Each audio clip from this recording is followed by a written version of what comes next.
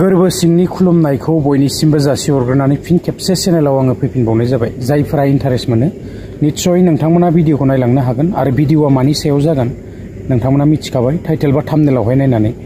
थ' बिदिब्ला दिनैनि आपडेट्सखौहाय जागायलांदोनि। खोनानो मोन्दों माखासे मानि मबाइलफोरावहाय बेबायदि बन्द जागोन, जेरावनाखि जोङो दा इन्स्टाग्राम होननानै बुङोब्ला जोङो बिराद मोजां मोनखायो, जेरावनाखि रिल्स ना जोङो रिल्स सलायो। थ' बेबायदि एप्सफोराहाय बेन जानो थांगासिनो दङ माखासे मानि मबाइलफोराव। थ' फेसबुक आरो बेजों लोगोसे वाट्सएप बायदिसिना एप्सफोराहाय बेन जानो थांगासिनो दङ। थ' माबे माबे मबाइलावहाय सोलिनाय नङा, 1 जानुवारिनिफ्राय बन्द थागोन जोङो खोनानो मोन्दों। बेसेबां सैथो बेखौ मिथिला, समा फैयोब्ला जोङो मिथिनो मोनगोन।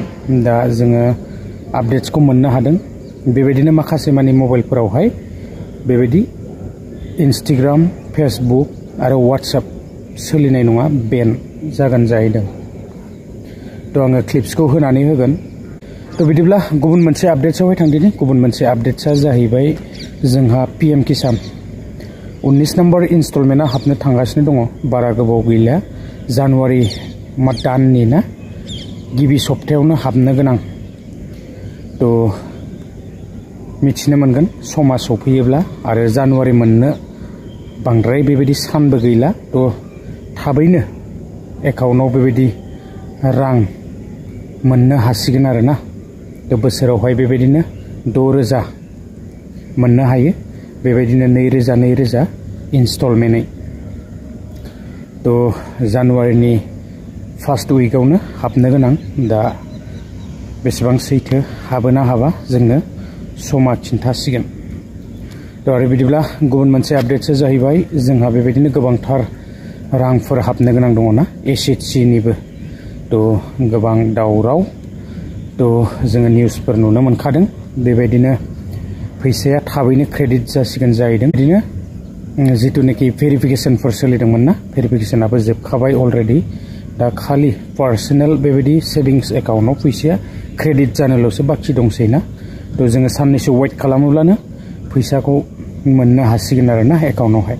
थ' जोङो बयबो गोबांफ्रानो नेनानै दंखायो आरो माब्ला हाबगोन ना। थ' जोङो बयबो मिथिनो मोनखाबाय। थ' लोगोफोर, आङो बांद्राय गोलाव खालामनो सानाखै, बेखिनि आपडेट्सआनो। जोंहा मेन आपडेटआ जाहैबाय माखासे मानि मबाइलावहाय बेबायदि एप्सफोर सोलिनाय नंला, वाट्सएप आरो इन्स्टाग्राम, फेसबुक बायदिसिनाफ्राना। बिखेखके सामसुं बेबायदि आरो मटर'ला। थ' आङो एसे क्लिप्सखौ होलांगासिनो। টাইমিটৰ দৰ্শকৰ বাবে লৈ আহিছো এটা ডাঙৰ খবৰ। 1 জানুৱাৰীৰ পৰা আপোনাৰ মোবাইলতো হয়তো হোৱাটছআপ ব্যৱহাৰ কৰিব নোৱাৰিব, কিয়নো হোৱাটছআপ বন্ধ কৰাৰ কঠোৰ সিদ্ধান্ত গ্ৰহণ কৰিছে মেটাই। কেৱল হোৱাটছআপেই নহয়, মেটাৰ দ্বাৰা পৰিচালিত ফেচবুক, ইনষ্টাগ্ৰামকে ধৰি অন্যান্য এপসমূহো নচলিব বহু মোবাইল ফোনত। স্যামসাং গেলেক্সিৰ পৰা আৰম্ভ কৰি মটৰলা পৰ্যন্ত বহু মোবাইলৰ নাম আছে এই তালিকাত। কি মোবাইলৰ নাম আছে এই তালিকাত, আপোনাৰ ফোনটোৰো নাম আছে নেকি এই তালিকাত, জানি লওক। টাইমিটৰ দৰ্শকৰ বাবে আমি লৈ আহিছো এই মুহূৰ্তত এটা গুৰুত্বপূৰ্ণ খবৰ। যি সময়ত আচলতে প্ৰত্যেকগৰাকী লোকৰ হাততে থাকে এটা মোবাইল ফোন। 1 জানুৱাৰীৰ পৰা বহু এণ্ড্ৰইড ফোনত বন্ধ হৈ পৰিব স্মাৰ্টফোন হোৱাটছআপ। এণ্ড্ৰইড কিটকেট আৰু তাৰ পূৰ্বৰ অপাৰেটিং চিষ্টেমত নচলিব মেটাৰ এপ। হোৱাটছএপৰ লগতে ফেচবুক, ইনষ্টাগ্ৰাম সেৱা বন্ধৰো সম্ভাৱনা। শীঘ্ৰেই ফেচবুক আৰু ইনষ্টাগ্ৰামো বন্ধ হৈ পৰিব স্যামসাং গেলেক্সিৰ পৰা আৰম্ভ কৰি মটৰলা পৰ্যন্ত বহু ফোনত। পুৰণি এণ্ড্ৰইড ফোনত বিকল হৈ পৰিব হোৱাটছআপ। 1 জানুৱাৰীৰ পৰা সম্পূৰ্ণৰূপে বন্ধ হৈ পৰিব। 10 বছৰ বা ততোধিক পুৰণি ফোনত নচলে হোৱাটছআপ। হোৱাটছআপ বন্ধৰ বাবে মেটাই এটা ডাঙৰ সিদ্ধান্ত গ্ৰহণ কৰিছে। এনে স্মাৰ্টফোনসমূহ হৈছে Samsung Galaxy S3। Samsung Galaxy S3 phone যদি ব্যৱহাৰ কৰি আছে তেওঁলোকৰ বাবে এয়া বেয়া খবৰ।